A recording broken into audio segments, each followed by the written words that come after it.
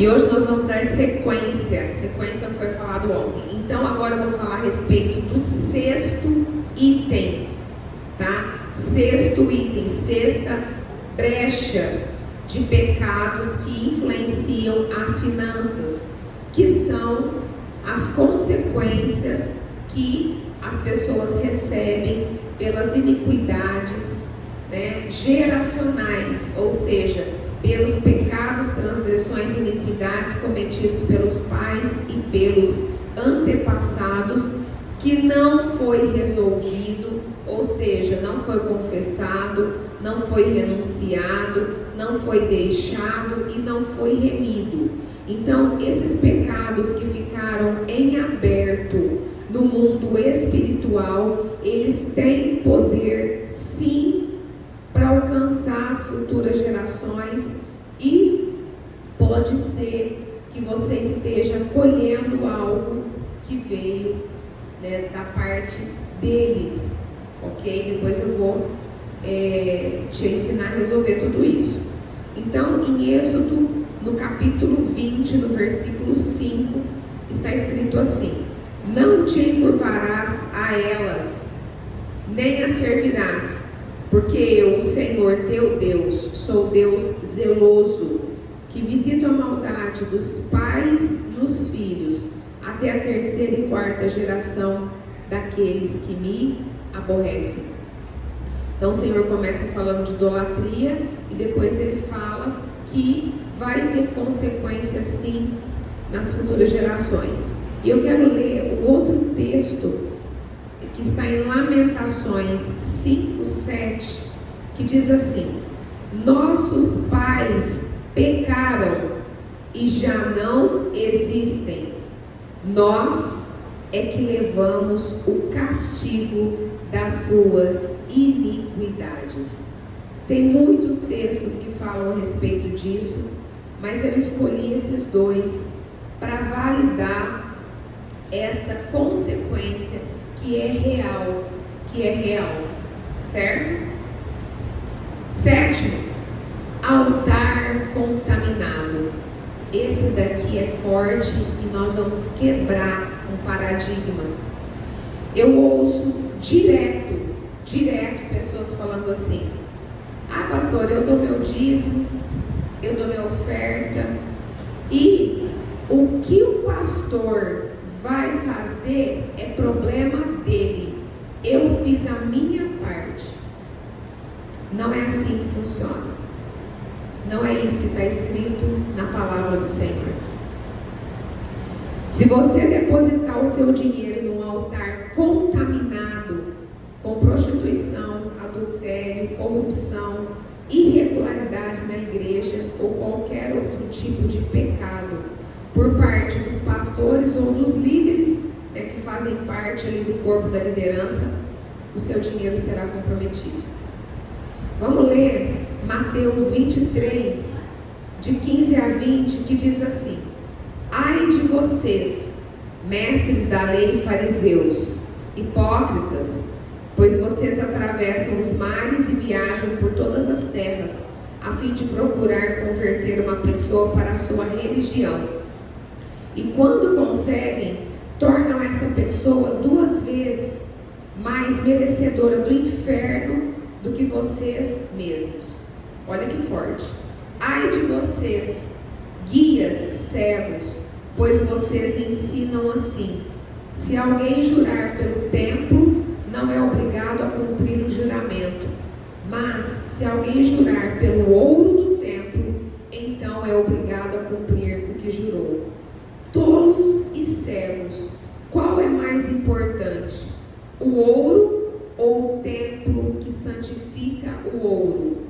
Vocês também ensinam isso. Se alguém jurar pelo altar, não é obrigado a cumprir o juramento, mas se jurar pela oferta que está no altar, então é obrigado a cumprir o que jurou. Cegos, qual é mais importante, a oferta ou o altar que santifica a oferta? Por isso, quando alguém jura pelo altar, está jurando pelo altar e por todas as ofertas que estão em cima dele. E eu quero trazer um exemplo para vocês de um casal que até eles viriam para cá, para estar comigo pessoalmente, para ter um tempo, mas eu dei um outro direcionamento para eles. É um casal que me procurou, porque eu tenho um grupo de libertação financeira de quase 500 pessoas. E vai entrando várias pessoas que você não conhece, e teve uma pessoa, que é essa pessoa que eu estou falando, que mora aqui nas imediações, e eles me procuraram perguntando a respeito disso. Por quê? Eles estavam em determinada igreja e eles perceberam que as finanças deles começou a ir por água abaixo. E aí eles começaram a orar.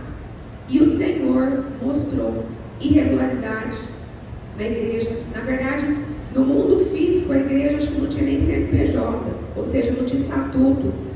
Então, assim, né, estava totalmente irregular. O Senhor mostrou também pessoas em pecado, no louvor, entre outras cositas más. Ok? Então,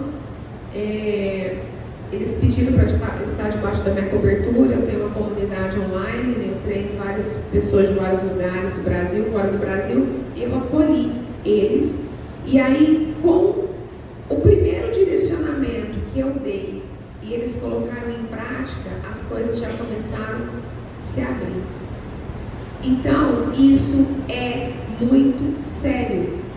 Então, tem muita gente que uma das maiores dúvidas que as pessoas me procuram é: pastora, não sei o que está acontecendo, dou dízimo, dou oferta e a minha vida está estagnada.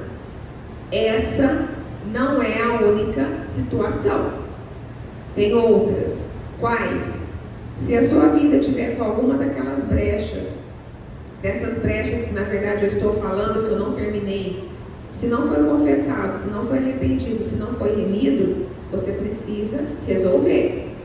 Esse é o teu papel, essa é a sua parte, né? A gente precisa dar nome aos bois e colocar as suas responsabilidades corretas. Então essa é a tua parte. Agora, essa situação do altar contaminado é uma das causas, uma das possíveis causas. Então, eu tenho esse exemplo claro e que aconteceu há poucos dias atrás. O que fazer nesse caso? No caso dessa pessoa, eles começaram a orar. E aí o Senhor começou a trazer a revelação. Então, eles se desligaram daquele ministério e hoje eles estão debaixo da minha cobertura espiritual. Ok? Por quê? Porque é a palavra que está falando. É a palavra que está falando. Certo? Mais um, que é o 8º item: Mamon e o dinheiro. O dinheiro, a prosperidade e as riquezas é um dom de Deus e nós já falamos aqui sobre isso. Em Ageu 2:8 diz assim: minha é a prata e meu é o ouro, disse o Senhor dos exércitos. Ok? Então, as riquezas da terra pertencem ao Senhor. Mas, como eu também já disse, que Satanás ele procura uma brecha para poder deturpar, distorcer. Tem algumas pessoas que estão sob a influência de Mamon, tá? Então eu vou falar daqui a pouquinho, mas antes eu quero ler um outro texto que está em 1 Reis 3, de 5 a 13, que diz assim: em Gibeão apareceu o Senhor a Salomão de noite em sonhos. Disse-lhe Deus: pede-me o que queres que eu te dê. Respondeu Salomão: de grande benevolência usaste para com teu servo Davi meu pai, porque ele andou contigo em fidelidade e em justiça e em retidão de coração. Perante a tua face mantiveste-lhe essa grande benevolência e lhe deste um filho que se assentasse no seu trono, como hoje se vê. Agora, pois, ó Senhor meu Deus, tu fizeste reinar teu servo em lugar de Davi meu pai. Não passo de uma criança, não sei como conduzir-me. Teu servo está no meio do teu povo que elegeste, povo grande, tão numeroso, que se não pode contar. Dá, pois, ao teu servo coração compreensivo para julgar a teu povo, para que prudentemente discirna entre o bem e o mal. Pois quem poderia julgar a esse grande povo? Essas palavras agradaram ao Senhor por haver Salomão pedido tal coisa. Disse-lhe Deus: já que pediste esta coisa, e não pediste longevidade, nem riquezas, nem a morte de teus inimigos, mas pediste entendimento para discernires o que é justo, eis que faço segundo as tuas palavras, dou-te coração sábio e inteligente, de maneira que antes de ti não houve teu igual, nem depois de ti o haverá. Também até o que não pediste eu te dou. Quem deu? Deus. Tanto riquezas como glória, que não haja teu igual entre os reis, por todos os teus dias. Então, essa resposta que Salomão trouxe ao Senhor, primeiro mostrou a ele humildade. Humildade. Por quê? Porque ele reconheceu que ele era um jovem, que ele não tinha maturidade suficiente para reinar aquele grande povo, e que ele dependia e que ele precisava do Senhor. E ele pediu o quê? Sabedoria, discernimento. Então o Senhor veio com a resposta: eu te dou isso e também riqueza e glória. Então, isso é para quebrar um paradigma. A riqueza vem de Deus, sim. Na verdade, é um dom de Deus. O Senhor é o dono do ouro e da prata. Porém, o dinheiro, quando ele se torna o altar da pessoa, quando a pessoa começa a ter o dinheiro como seu Deus, com letra minúscula, ali existe um problema muito sério, e infelizmente esse problema está no meio da igreja. Lembra de ontem que nós estamos falando para crentes? Nós estamos falando para o povo que está dentro da igreja? Tá.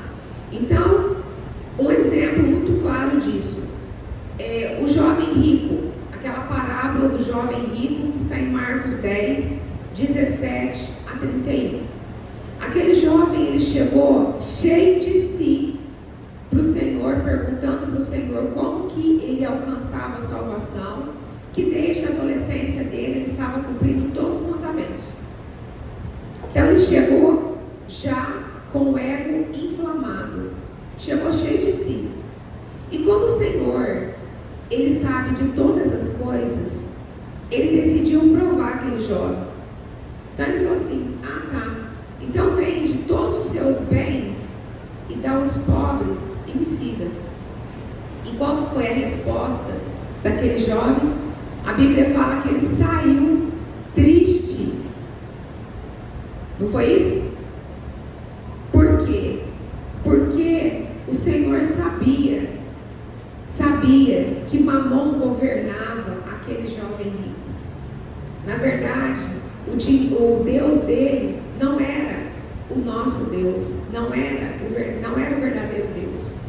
O Deus dele era Mamon. E quando o Senhor o provou, ele não foi aprovado.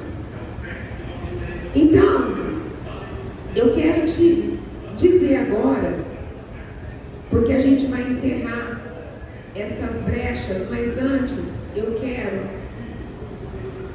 falar para você que existe uma diferença entre brecha de iniquidade e prova de Deus, certo? Deus, ele nos prova no pouco para nos fazer assentar com os reis. Então, tem algumas situações que é brecha, que precisa ser reparada. E tem uma outra situação que é prova de Deus. Porém, mesmo quando Deus prova, a pessoa, ela não tem falta de nada. Então, essa é a primeira diferença. Eu vou te provar isso na Bíblia. Tá? Porque o Senhor não tem prosperidade para todos. Lembra que eu falei que a prosperidade é para todos nós, mas riqueza para alguns? Então, quando Deus quer fazer algo muito grande, muito abundante na vida de alguma pessoa, primeiro essa pessoa passa pela prova. ela não deixa de ser próspera. Isso eu estou reforçando para você não confundir, para você discernir qual que é o seu problema, qual que é o seu diagnóstico. Eu estou na prova, ou eu estou precisando me arrepender, ou eu estou precisando me acertar. Eu vou dar um exemplo de José. José, quando foi vendido para o Egito, ele chegou lá como escravo. Ele foi vendido como escravo para, o auxiliar ali de Faraó, Potifar. Só que são vários textos, são vários versículos da palavra de Deus que falam: e Deus era com José, e o Senhor o fazia prosperar aonde ele estava. O Senhor fez ele prosperar como escravo na casa de Potifar.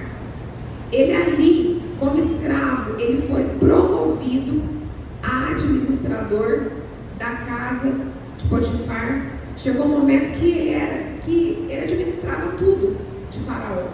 Aí teve aquela situação com a esposa de Potifar, e então ele foi para a prisão, e dentro da prisão Deus o fez prosperar. Por quê?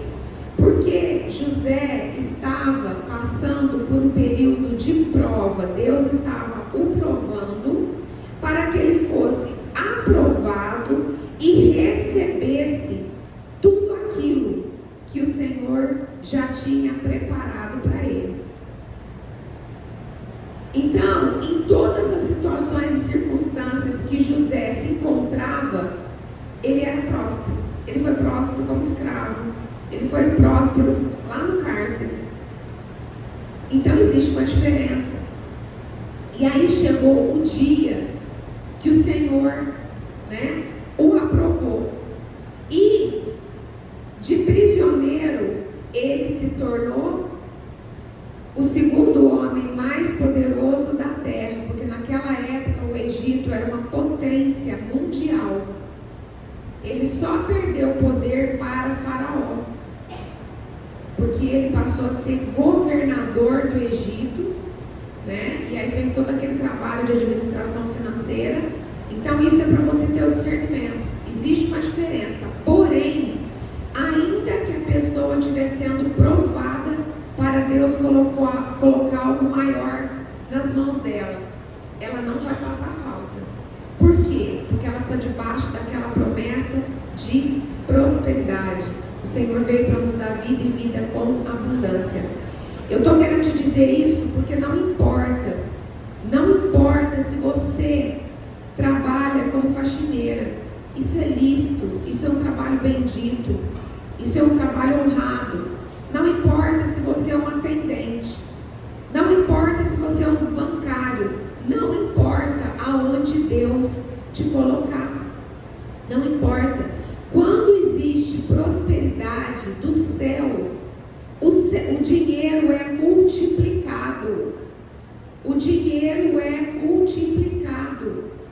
Em contrapartida, quando a pessoa está debaixo de maldição, ela pode ser um empresário, mas ela vai falar: meu Deus, meu funcionário está ganhando mais que eu.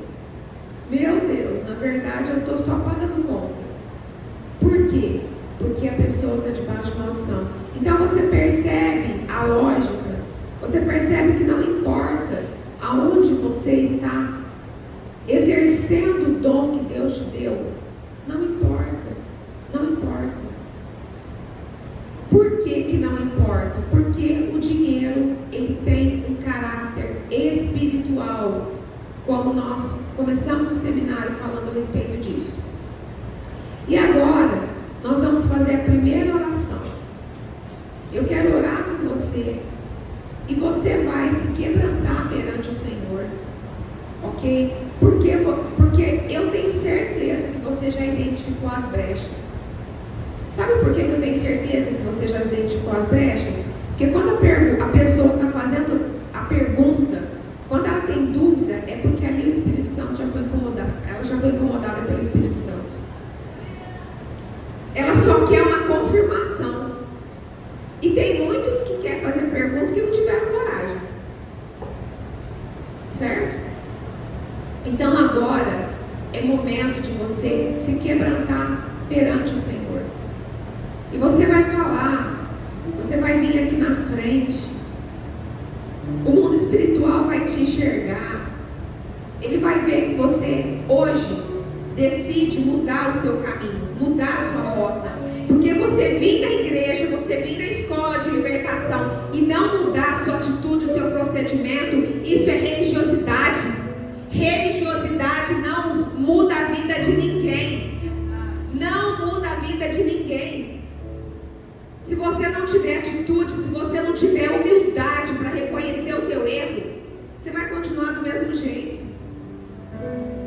Sabe por quê? Porque a responsabilidade de reparar os altares das nossas vidas é nossa. E isso Deus não vai fazer nem por mim, nem por você. Então, agora é tempo de você não se preocupar com a sua reputação. Agora é tempo de você não se preocupar com o que o irmão vai pensar de você. É momento de você se preocupar com o que Deus está pensando de você. E você vai se levantar, e você vai se quebrantar, e você vai falar: Pai, em nome de Jesus, eu reconheço que eu roubei, eu reconheço que eu usurpei o meu próximo, eu prejudiquei o meu próximo. Eu reconheço, Pai, que eu fiz isso, que eu fiz aquilo outro. Os homens vão ter humildade perante o Senhor e vão se arrepender dos pecados sexuais. Jogou semente nas mãos do Satanás e ele está roubando, e isso está prejudicando a tua família. Você vai ter coragem, porque o reino de Deus vai entrar corajosos, aqueles que estão dispostos a ir contra o mundo, contra os princípios e os padrões do mundo. Certo? Então agora você vai vir para frente com arrependimento no coração e chora perante o Senhor, porque é o teu arrependimento que vai constranger o coração do Pai.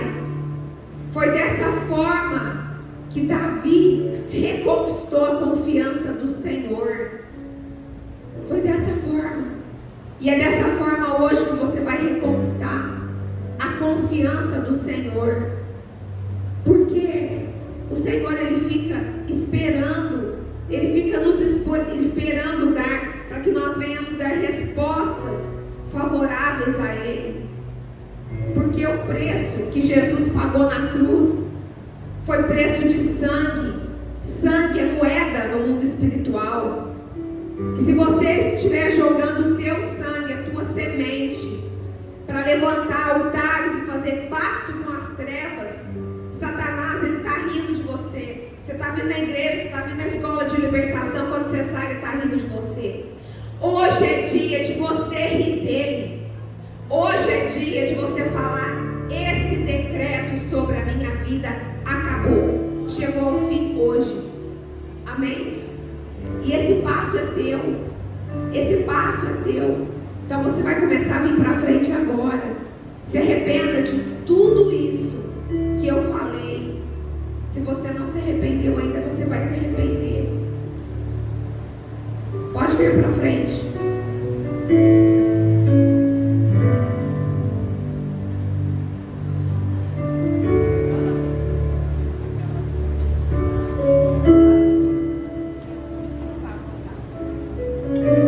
Eu vou falar, a pastora pediu para eu falar a respeito do sangue branco ontem, porque tinham homens que não estavam aqui ontem. Então deixa eu te falar a importância, a importância dessa questão que envolve o sexo, né, o pecado. O dinheiro, ele é sangue branco, né? No texto de Gênesis, lá nos primeiros capítulos da Bíblia, fala, né, quando Adão pecou, o Senhor liberou um decreto. O Senhor liberou um decreto que a partir daquele dia que ele ia, né, que ele ia conquistar o dinheiro dele com esforço, né, que ele ia, deixa eu ler o texto aqui para vocês. Deixa eu ler aqui, fica mais fácil. Gênesis 3,19. No suor do teu rosto comerás o teu pão, até que te tornes a terra, porque dela foste tomado, porquanto és pó, e em pó te tornarás. Então, o que é sangue branco? Nós não temos só o sangue vermelho, nós também temos o sangue branco. Tem outros tipos de sangue, mas para o seu entendimento, você só precisa saber hoje que também existe o sangue branco. E o sangue branco é sêmen, suor, muco vaginal, lágrima, urina e saliva. E dentro do sêmen existe a semente que gera vida.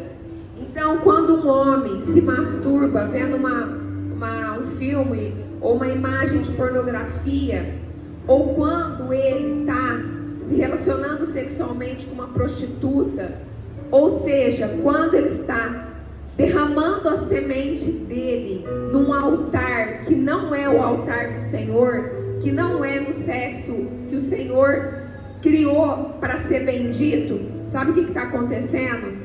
Você está entregando a sua semente para Satanás, e ele está agindo, e ele tem legalidade para agir na sua vida quando isso acontece, certo? Então tudo que você fez de moralidade, de sexo perverso, sexo ilícito, todas as vezes que você derramou a sua semente no altar de Satanás, porque sexo é derramamento de sangue, e sangue é altar, sangue é pacto. Na Bíblia não existe pacto sem derramamento de sangue, nem levantamento de altar sem sacrifício de sangue. Então, isso atrai uma brecha para a vida, para a sua vida, e se você for um sacerdote, também para a vida da sua família. Então hoje você precisa se arrepender disso, e você vai se prostrar perante o Senhor, e você vai falar daquilo que você precisa se arrepender, porque não tem como eu começar a falar da próxima parte se você não se arrepender da primeira. Amém? Então agora eu vou te dar tempo, e você vai se arrepender, e você vai chorar nos pés do Senhor, e você vai pedir misericórdia, assim como Davi fez. Faça você também, peça misericórdia para o Senhor. Fala: Deus, me perdoa, Deus, porque eu estou nessa situação, porque eu me coloquei nessa situação. Chama a atenção do teu Deus. Fala para Ele que hoje você está aqui para ter uma mudança de vida. Eu não saí da minha cidade para você voltar do mesmo jeito para sua casa. Eu saí lá do interior de São Paulo para que você tivesse uma mudança. Quem não conseguiu chegar no altar, mas se ajoelha onde você está. Sim.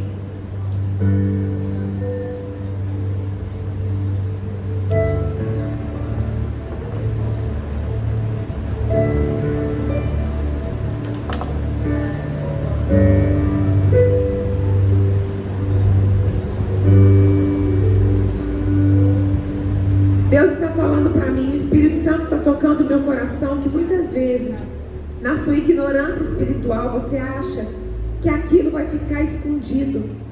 Mas saiba que tem 3 pessoas que sabem a respeito daquilo que foi feito: o Senhor, Satanás e você mesmo. Então, se você entende por que é só você que tem esse poder, porque Satanás, ele é o acusador.